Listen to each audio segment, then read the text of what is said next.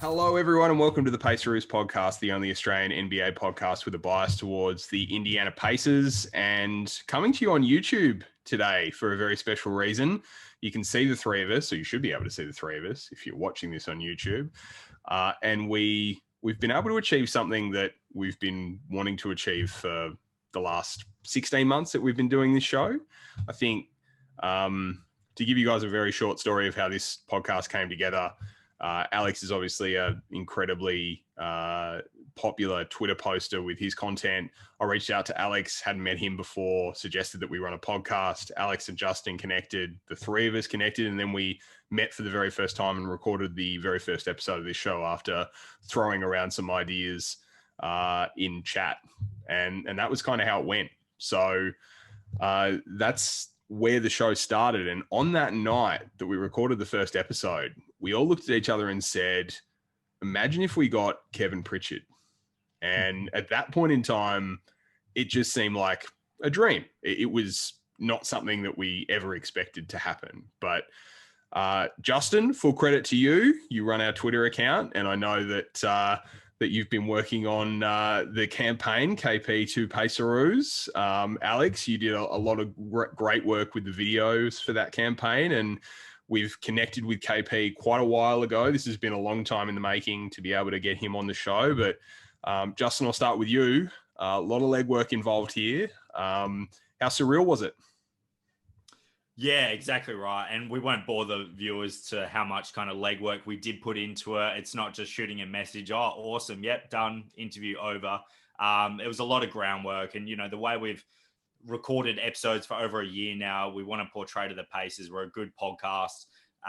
Very surreal. But, you know, like I was mentioning you guys, team effort. It doesn't happen without the three of us. And, yeah, it's pretty surreal. Like, I've obviously done a lot within the Pacers organization on my trips there. But sitting down with the GM, actually, you know, being able to ask any question we want. KP didn't say, you know, you can't ask this. We asked any question we wanted.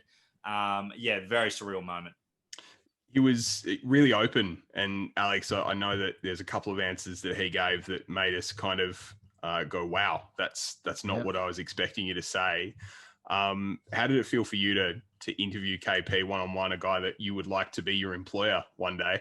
And was there anything that stuck out about the interview that made you go, wow, I can't believe that's something that came out as part of this process? I mean, right off the bat, it was just how nice he was. I mean, none of us really knew how the interview was going to go. We thought it might have been 10 minutes, 15 at the most, but he came in, he said, ask me whatever you want. You know, he said he appreciated everything we do. So to hear that come from the president of the Pacers is pretty unbelievable. And, you know, it goes to show that the work we do it's not for nothing. You know, obviously it's great that we have a lot of people listening to our show, but to get him on is just unbelievable. And yeah, I think from the interview, I think it was how candid he was. You know, he was really open about the mistakes he made in the past. You guys will hear that. Some of the things that he said that he regretted and some of the things he's looking forward to with this team. So it's a great interview, and it was a great opportunity to get to talk to him. It was really eye-opening, and I think the things that stuck out for me, and I think the things that we'll probably talk about in future episodes, the first answer that he gave regarding, or one of the first answers he gave regarding Paul George, the answer about Lance was really eye-opening.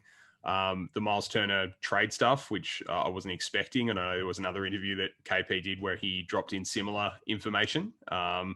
And, you know, so open and honest. And I think, you know, at this point, I'd like to take the opportunity to thank the listeners, the viewers, the followers on all of our social media platforms, because for three guys halfway across the world, I mean, we couldn't be further away from Indianapolis if we tried. But we've been able to grow a show. We've been able to grow a listener base. We've been able to connect with Pacers Twitter, Pacers Instagram. We've been on, you know, Pacers Facebook, Pacers Reddit, all around the social media landscape. And none of this would be possible without the Pacers fans sort of reaching out to us and giving us those good vibes and thanking us for what we do. And we thank them for following us along the way. I mean, Justin, it just goes to show the Pacers are a community club. We're part of that community, even though we're so far away. Oh, definitely. I think I tweeted out last night from my personal account. I think Pacers treat international fans the best out of any sporting club. From what I've heard, like everything they've done for me, and KP doesn't have to go on this Australian podcast for nearly an hour. Like, there's no reason for him to. He's so busy. Even mentioned in the podcast how much he works per week. You guys will hear that soon. For him to take nearly an hour out of his day to speak to 3 Australians, it just shows what the international fan base kind of means to the Indiana Pacers. Whereas I feel like if it was another NBA team, like, I don't know, maybe the Celtics or Lakers, there would just be no interest from their organization to do something like this. It's really crazy. It was an honor. It was a privilege. Alex, I know that you're a late to bed, late to rise. How was it getting up at 5, 6 o'clock in the morning to interview someone so important? I mean, if I'm going to get up in the morning, it's going to be for someone like KP, isn't it? I mean, for anyone that knows me, a 10 a.m. start for me is about a 5 a.m. start for most people. So I don't think many of us got any sleep, but it was well worth it. Yeah, I must say, excuse the lighting, excuse the half asleep looks on our faces. It was very, very early. Yes. If I compare the video of the interview to the video right now, we look a little bit more fresh faced. Although, Justin, you've been 18 holes deep with no sunscreen on, mate. So you need to probably slip, slop, and slap a little bit more. But I think, it was one hell of a surreal experience, and we invite you to watch it and enjoy it. Like our page, subscribe to our podcast either on YouTube, on Spotify, on Apple, wherever you get your podcasts, wherever you consume your content, we are there. We'd like to now throw to the interview with Kevin Pritchard, the president of basketball operations with the Indiana Pacers. Enjoy. This has been the Paceroos. Welcome back to the Paceroos Podcast. We are absolutely thrilled. It is our absolute honor and privilege to have Kevin Pritchard on the podcast. It's been a dream of ours for a long time to have a guest of Kevin's caliber. And Kevin, thank you so much for giving of your time today for 3 guys from Melbourne, Australia. Love it, man. I'm honored to be on it, to be honest with you. I've never been to Australia. I've been all over the world. I played in Europe for many years and played in NBA and have traveled the world, but I've always wanted to go. And I've had some friends there, and they've said some of the basketball, it's incredible and it's an important sport. So I'm glad to be on. Absolutely. I mean, the basketball landscape in Australia has been growing for the past probably 10 years and has recently come to the floor. You obviously would be scouting. You'd have scouts that are out there. But we want to start from the beginning of your journey with the Pacers. We know that you were thrust into the spotlight in terms of the media when Larry Bird chose to leave his post and you took over. And very, very quickly you were under a lot of pressure to trade a star player or to accommodate a star player's wishes. So we just wanted to understand the pressure of that situation. You weren't new to the role, of course, but it was a specific situation, and it was right at the beginning of your journey as the main man with the Indiana Pacers. So can you take us through what those first few weeks and months were like? Well, I'll give you a story that not many people know, and that is I had been Larry Bird's general manager for, I don't know, I'm going to say 5, 6, 7 years, something like. Time flies in this business, it seems.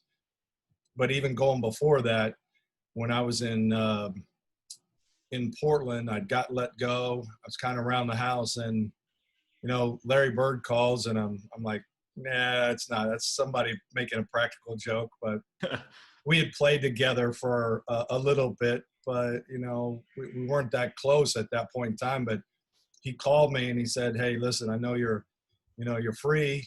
I don't really have a spot, but can you come help out and kind of watch the team and give me some of your feedback?" And so for a year there, which I think was about 12 years ago, if I'm not mistaken, I just watched the Pacers and tried to give him some feedback. I remember him and I were watching a little draft stuff together, and so we developed a relationship. And the next year he said, "Hey, come and be part of the organization." And then I moved up ultimately to president. But the thing I think will define what Larry is about is he called me into his office, and he also called Herb Simon, who owns the Pacers, who is one of the most amazing human beings and kind and caring and really loves the Pacers.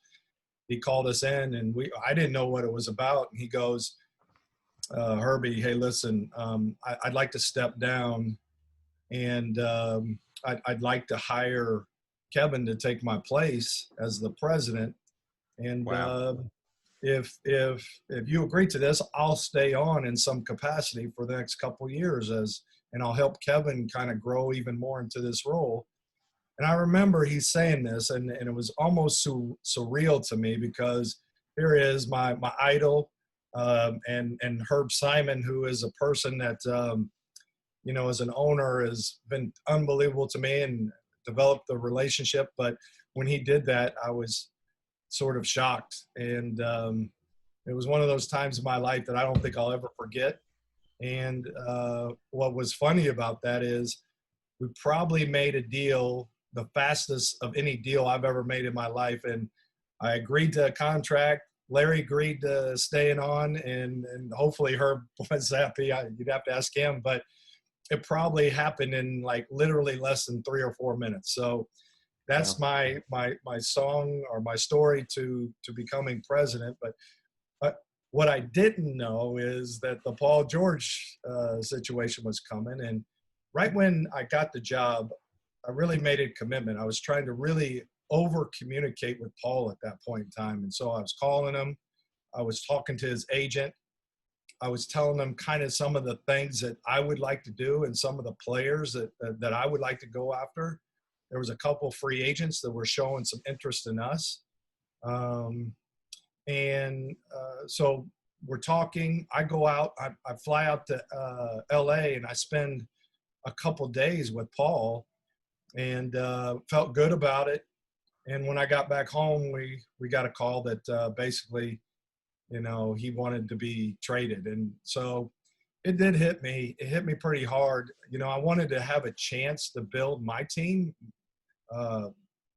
not my team, our organization, and kind of things that I wanted to do, and bring in some players that I thought would be complementary. Larry taught me 90% of what I know in this business, but I still wanted to implement 10% that were mine. And I thought Paul would have really benefited from that. And I think the one thing you've seen since Paul has not been here, we've been a successful organization. Now, we haven't done as well in the playoffs. We played well against LeBron in Cleveland and thought we had a chance, and one call determined that whole series. Certainly did. We've been competitive here, and we're going to stay competitive, and we're trying to win at the highest level. We've had some bad breaks. You can't get by the fact that our best player 2 years ago wasn't in the playoffs, and last year Sabonis wasn't in. So, for me, we don't know exactly what this team is, but I can promise you we're doing everything we can to not win. What I deem super important, guys, is that you build a culture around winning, that you put people in position to be their best, and you motivate them, and you make people feel great about being here. I mean, we are obsessed with making this a great experience for players and for staff. We're servant leaders, and something that we feel like is very important in the way we build these teams is we hire coaches, we get players, and then we try to do everything we can to make their life as good as it can be so they can perform on the court. So a long story is that, it was a tough situation. Would have liked to have the opportunity to build something, but in hindsight, getting Victor and Domas wasn't the worst thing. I do remember that the media was pretty critical when it happened. And Herb Simon, in his beauty and his relationship skills, he was calling me every day and saying, listen, we're all in this together. Yeah, you're getting hit, but you shouldn't worry about that one bit, because I'm standing right next to you. You know that. And so at the end of the day, when an owner says that, like, look, I got your back. I know this is tough. This is a tough job, guys. These are no joke, challenging, nonstop. From the moment I was just asked this here recently, how many hours you work? And my first response was, well, how many hours am I awake? Because I can tell you exactly how many hours I'm working. You don't stop. These aren't jobs. These are lifestyles. So, but we love it. We love it. We're obsessed about, giving these players a great opportunity, because at the end of the day, it's all about the players and going out there and competing. And if you do that, I think you see for us the last 3 or 4 years that we've done this under my leadership, and Larry obviously very influential. Our players have played really well and above their level, and so we really want that. We keep bringing in good young men, and let them develop and let them succeed at the highest level.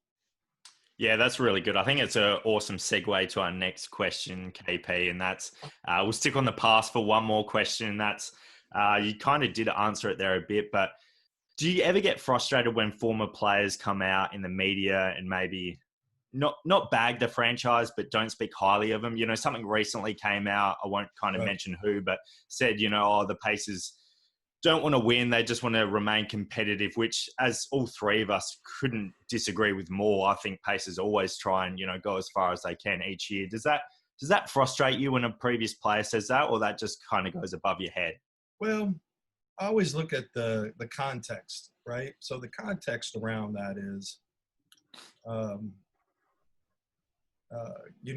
that we don't try to win, and which we all know that that's not true. We try to do the best of our ability. There are challenges in smaller markets. It's just the way it is. We never use that as an excuse. We want to win a championship. We hired a coach who I feel like can bring some unique talents. It's going to take some time. Is it frustrating? Of course it's frustrating, because I know what we tried to do with that player. And look, I'm not sure. When a player leaves here, we still try to stay connected, and that's important. We really try to do that. But, if a player has a lot of success here and then goes and maybe doesn't have as much away from here and then complains about not having success, it doesn't make sense to me, And I've talked to people around here. I've talked to owner, can we do things better? No doubt about it. We try to do it every single day. We work on it. Like I've said, we're obsessed of trying to develop a great culture here. So it does sting for a little bit, but then, if you dwell in the past in this business, you're going to struggle in the today. And so today, right now, I want to focus in our guys, do everything we possibly can to give them the opportunity to succeed, and then let the Cards play where they play. And that's all we can do. Yeah. And moving on to this team, obviously the trajectory of the league is moving smaller every year. Teams like the Celtics, teams like the Rockets, they're moving into that small ball lineup. So how do you see the longevity of Myles and Sabonis? Obviously, it's talked about a lot, but seeing as they are one of the only two big lineup in the league, how do you see that heading forward? Playing small, well, there are teams that play like absolute small, and then there's small lineups within a team, and then there's bigger lineups within a team. What Myles and Domas allow us to is to play big, or we can go small with either one of them. We could play one of them at center and then go with the smaller four. And I think you guys are a lot of people have dug pretty deep into the numbers around that, and the numbers say that when they play together, they're pretty good. My eyes tell me there are times when they're better and there are times when they're not as good together. But here's the biggest key for me, and that is when we left the bubble last year and we talked to every player and we said, so what can we do better? What was your experience? What's important to you? It was very interesting in the fact that both Domas and Myles unsolicited said, I want to play with that guy. I want to make it work. So I think that there's talent in this league and talent at every position that can make it work no matter what, if they really want it to work. You can play with 2 point guards. You can play with 2 wings. You can play with 2 centers. And the way we want to play it's not really about playing small or fast. What it really is, it's about whether you have a person who can dive in the screen and roll, Domas, and play 4 out, the other 4 guys, Myles on the perimeter, and is he a good enough shooter? And the question for me is undoubtedly, yes, you will see Myles become more of a 4 on offense and a 5 on defense. You'll see on offense, you'll see Domas at the 5 and 4 at the defense. Is it perfect in every situation? No, because, and here's the reason why. And a simple answer is every team you play is trying to make you uncomfortable and get you in a situation you're not comfortable in. What do? We play 2 bigs. Sometimes that's uncomfortable for the other team. So be it. That's the way we try to play. And I would end it by saying this. At the end of the day, if the Indiana Pacers try to do what everybody else is doing, we're not going to be a playoff team, period. We can't try to assimilate to what everybody else is doing. What we have to do is figure out what we are, put them in the best position to succeed on the court, and lay it where it lays, right? Just see what happens, and always be evaluating. We think we've got a good, very a team that's interchangeable, and that's what Nate wants. Could we do it better? Of course. Could we keep acquiring top talent player? That's our job. But one of the things we like is we love the way this team fits personality, because if they don't fit personality-wise and chemistry-wise, you can forget the rest. Whether they make sense, 2 centers or 2 point guards or whatever, if they don't get along, number one, you can forget about the season. Yeah, you've obviously spent the last couple of years building for particularly this season. We've been talking about it on the podcast for the past year or so, that this team was built really for this season and moving forward, I think, as they acclimated to each other last season and got That's ready. right. And that was a bizarre season in and of itself, but they came out the other side, and we hopefully will have Jeremy Lamb back very soon and have a fully healthy team. Just a question from me on the draft and free agency process. We've seen Herb Simon be heavily involved. We've seen him make personal calls for the Malcolm Brogdon deal. We've seen varying levels of involvement. Can you just speak about the number of people, I guess, that are involved in those decisions? Are you getting advice from multiple people? Is Larry Bird involved still heavily in what processes? Yes. And what goes into those decisions, and what does that inner circle of people look like?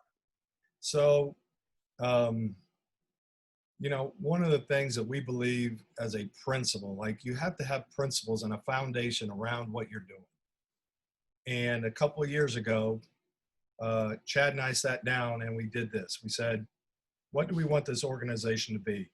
And the question really became, what does the players want this organization to be? Because I can define what I want it to be, but if they don't buy in, it's not worth it. So what we did is we grabbed my first year as president, every player, and we sat in a room, and it was like, you ever seen The Beautiful Mind? Is like all this stuff was on the board, and we spent literally thousands of hours talking to these guys, maybe not thousands, but lots of hours. And we talked every player from Darren Collison to Thad Young to Victor to everybody. And we kind of came up and condensed it, and we call it 3T, which is togetherness, toughness, and trust. And that really is the moniker and helps us make every decision from there going forward.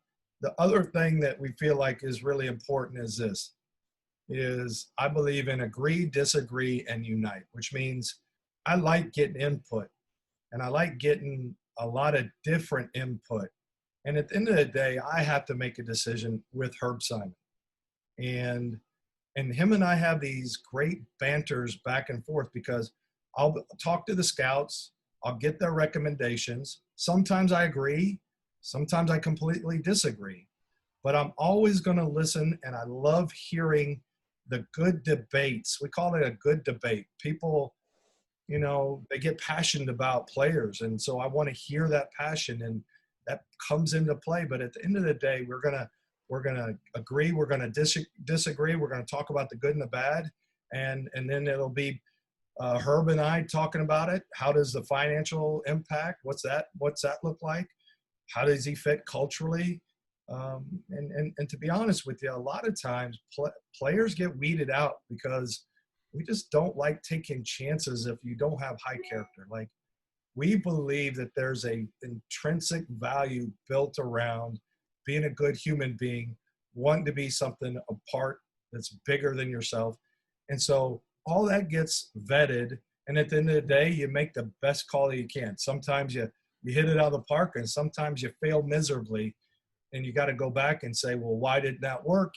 And to be honest with you, we get beat up all the time, but no one could beat us up more than we beat ourselves up, because we work hard at this, because it's, as a human nature business, it's literally impossible to tell the future and how people are going to perform in a different circumstance.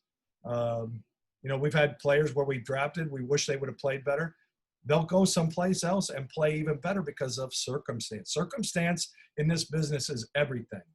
And I mean, how many stories have you heard of, that player wasn't going to play all year, and then all of a sudden, next thing you know, he's an NBA All-Star. I believe Golden State Warriors has a 4-man that turned into an All-Star because David Lee got hurt. Yep. Players, there's a lot of talent that can come to the top. It takes opportunity, and it takes probably more than anything right now. One of the things I want to be great at is I want to build confidence with an organization. You guys know this. You're with an organization. When you're confident, you write better, you speak better, you feel good about yourself. And so, Coach Nate Bjorkgren, the one thing I feel great about is you love being around him because he makes you feel better about yourself. And that is a unique ability that may not come out today, but I guarantee you it will come out. It's apparent already. We're going to go through some bumps and bruises, but I guarantee you his brilliance will come out because he makes people feel good about themselves. Yeah, that's awesome. And you talk about culture, Kevin, and, you spent hours and hours trying to build a great culture with the team. And something I really want to touch on is something you've been quite vocal about, and that's actually letting players know upfront when they're actually in trade discussions. Something that's quite rare, I think, in all sports. I don't know of many teams that would do this. I just want your opinion on why you do that, and B, do you then expect the same respect from the players once they enter free agency? Because if you're upfront and honest with them, do you then expect that back from them when the position's in their hand? So I give full credit to Chad Buchanan on this, our general manager. And a couple of years ago, when we were doing the 3T exercises and we were learning about our players, Darren Collison and Thad Young, who have families at the time that they were with us, said, can you do one thing? Can you tell us when you're getting close to trade? Maybe not in the first discussions, but if you feel like you're on the 5-yard line, the 10-yard line, will you let us know? And we debated it. And we brought both those players back in and we said, listen, we're willing to do this. We're willing to break the glass ceiling on the communication on one condition. And that one condition was that if you don't get traded, you come back and play your butt off. And you have the exact same respect for us for telling you as if not telling you.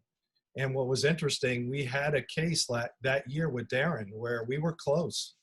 And we got close and we didn't make a deal. And I remember him specifically coming back in, and it's like seared into my brain at this point in time. And that is, he came up and he said, I respect you so much more now for telling me that I was potentially being traded. Are there potential pitfalls around this? 1,000%. There's pitfalls all around it. And so what we work on is how we tell a player, when we tell a player. And if we get to that point, we make sure that they have buy-in, that if they come back, that they will have that same sense of urgency to win for us and the team as they do for themselves. Yeah, I think that's amazing, because you see around the league, there's, players who come out and they're frustrated when they're blindsided by a move from the front office. We had it with Myles this summer. We told Myles when he was in discussions, Chad Buchanan is steadfast in this, and I believe in Chad because he's one of the most emotional, intelligent people I've ever been around. He said, we got to tell Myles right now. And we called him up. We said, listen, we're going to give you a heads up. Your name's going to be in the paper. Not because we want it, because sometimes other teams talk. We don't do that. But we knew that it was going to get into the paper. So we let him know. And when it didn't happen immediately, which happened weeks before, not weeks, but a long time before the media gets it, he knew he was coming back. He said, no problem. I appreciate you telling us.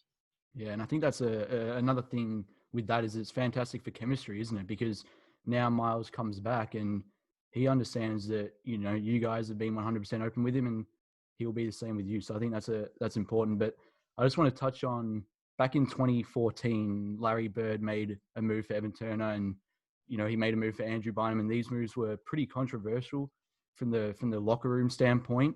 But it was him saying, I want to go all in. I want to win a championship this year.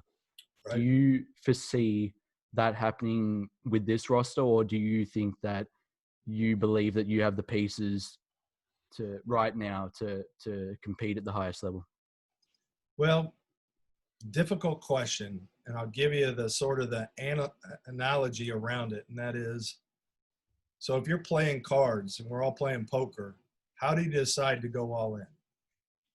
Usually the answer comes back is you have a chance to win it. And obviously Larry felt that year that we were close enough that he wanted to make that roster move.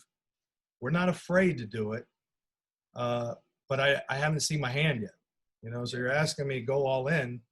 I have a feeling, just a gut feeling, that if we are healthy, which is a big if, we've had some challenges around that. But if we are healthy, we have a chance to be a lot better than people. And, we get that the East got better, that there are a couple amazing players that came East, and that, teams are getting healthy and their young players are developing. But in the back of my mind, I always think about, we were a 51 equivalent win last year. Yeah. With Victor playing not at his best. And so we bring back the same team thinking that some continuity will help us. A new coach will put in a different system, which may make us dip a little bit, but I know in the end it'll help us in a big way. So the question becomes, do we have the hand? And my gut tells me we're close. We're close. And we're not afraid to make a deal.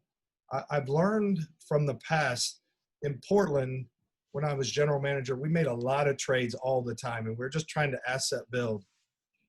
Larry has taught me there are times to trade and there was times to sit on your hands and let the team develop a relationship, a culture that they feel good about.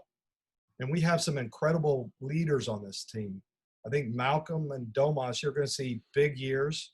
I think TJ Warren is coming into his own. I think you're seeing a really special offensive player that is working his butt off on the defensive end. I think Myles can have a completely different role where he feels, look, if Myles feels good about his offense, he will be an even better defender, bar none. And I see a different Myles right now. And then we have this X factor. I spent an hour in this room last night with Victor. We talked some basketball, but it was more about life. I like where his head's at. He still has some hurdles, but we're going to support the hell out of him. And we're going to do our best to give this team the opportunity to succeed, not in the beginning of the year, not in the middle, but if we can come together at the right time, which is incredibly difficult. It's not easy. Everybody tries to do it. But the one thing I can be promiseful of is we are not going to make quick decisions on this team. We're going to let this team be together a little bit. We're going to let this system come into place, and we're going to see where we are at the end of the year. And I'm willing to bet we're going to be pretty good. So, yeah, you mentioned about, making moves and seeing where this team goes. A bit of a fun question, KP. Obviously, we are a fan podcast, and all the emails and messages we get all have one name attached to it, and it is Lance Stephenson. There were rumors last year when Jeremy Lamb went down before COVID hit. We were looking at him. We were looking at him really hard. There was a rule that said if you weren't in the NBA that year, you couldn't join an NBA team after the COVID. So, you know, everybody was trying to get him. We were trying to get him. We were trying to get the rule changed. We couldn't, or else Lance would have probably been on the team last year. Is that something you could revisit, or you think that boat's probably, that ship sailed a bit? I never want to close the door because Lance has a special place here. Yeah. There are times where, how do I say this? I want to give full respect around what Lance has done and what he could do. But also, there has to be some people grow here right now for us to hit our ceiling. We have to give Victor an opportunity to grow. We have to have Jeremy Lamb. You guys mentioned him. He looks good in practice, but we've got to give him. We gave him, we told him when he came here, he would have a 6th, 7th man role. He would be a punch off the bench. He is perfect for that role. So if we sign Lance, well, then you're telling Jeremy you're not that important. And I worry about that. Is there a situation where Lance could come back? Sure. I don't want to try to predict the future. We'll see what our hand is. If that hand needs a player like Lance, we'll definitely look at it. I love Lance. I love what he brings. Sometimes he drove me crazy, just absolutely crazy. But I love what he is about. And so the context is he's a special kid. He's matured, and it was an incredible experience and to be honest with you, I was probably the one that was most upset that he didn't make that All-Star year that year. I was really upset that he didn't make it. So I'm a big fan. I know what he brings. I've said some things in the past I wish I wouldn't have. I said one time that, sometimes he's the best player on our team, sometimes the best player on the other team. That's totally wrong. That was me being an idiot, because he said that hurt him. Yeah. And you know what was interesting? As soon as I said that, I literally got off that interview and said, what the hell did I just do? And I called him. Yeah. And he was upset, but he has a very special place here and with us. I mean, he's a unique player. We love what he brings. I hope I see him in the NBA this year. Yeah, definitely. We'll kick to you, Adam, for the last question. Yeah, last question, Kevin. We thank you so much once again for being with us. Glad to do it, guys. You could call Lance a cult hero. I think the cult hero that we have on the team at the moment, I'm the only person in the Southern Hemisphere with a Goga Batadze jersey. We'd love to get an update on Goga. We'd love to see where he is in his second year. I think, the first year was a struggle for Goga, definitely, in terms of finding his feet in the NBA. The speed of the game was challenging for him. Yeah. How do you see him progressing through year two with, obviously, Nate Bjorkgren, his positive attitude, his, penchant for developing players? It's a really exciting time for him this year. It is. What happens is a player comes in and you don't know exactly how to be as a rookie. And for Goga's first year, everything was a whirlwind. Like the speed of the game, jumping on a plane, going to the next spot, going to dinner, eating breakfast. The NBA is a whirlwind, and he was challenged with that. I would say now he's calming down. He understands the speed. We've seen something on the court that we really like. Look, if you can do two things in this league as a big man, if you can block shots and you can shoot, it's special, because on offense, it gives you ability to spread the court more. And on defense, block shots is incredibly important. The defense at the rim, because everybody's trying to get a layup, a free throw, or a three. So if we have a guy that can, on offense, spread the floor and block some shots, it's still going to take some time. Bigs take time. You can't push the process too fast, because what happens is they fail and then they lose confidence and then they're out. So for us, we want to keep him confident. His body looks great. He's gotten his body fat down. He has made a complete commitment. His rookie year, he was kind of a jovial, fun guy. I can see he's serious now. That's great. And we really like that. And he's going to – it's too bad. I mean, his ankle looks like a great foot. It's just swollen, but he practiced today, and we expect big things out of him in the future. Hopefully the one thing I appreciate about Nate Bjorkgren is he will play young players. He is not afraid to throw a player. We've seen it in the 2 exhibition games. In the fourth quarter, he throws out the young kids and says, guys, here, show us what you got. And it's not easy because what happens is it costs you a game or two. But so what? At the end of the day, it's not – we know how we can win in the regular season. We got to prepare for the playoffs. So you will see Agoga. You'll see him playing at a better level, and you'll see him more confident. I promise you. That's wonderful. Kevin, it's been a joy to speak to you on the Paceroos today. We thank you so much for taking the time out. We know you're extremely busy, and we wish you and the team all the very best for this season. We hope it's an extremely successful one. We're going to have some fun, guys. Thanks for having me. Thanks, Kevin. And there it was, the interview with Kevin Pritchard, the president of basketball operations with the NER Pacers. An incredible experience. We hope you've really enjoyed this video or the podcast if you're listening on across many platforms. Alex, if the viewers or listeners want to subscribe to the podcast or the show, where can they find us? You can find us on anywhere, man. Anywhere that has a podcast. Apple, Spotify, Transistor. We're on it. So yeah, go subscribe, and plenty more episodes coming in the future. And Justin, we're all over social media as well. So please follow us for more content there, right? Yes. Our main source being Twitter at the Paceroos. We're also on Instagram as well, but majority of our kind of content's on Twitter. So at the Paceroos. Awesome. Thanks very much, guys, for your time. Congratulations to us all. I think it was an awesome achievement. We can't lose sight of that. On to the next goal, though. So I'm looking forward to us interviewing Adam Silver next. This has been the Paceroos Podcast.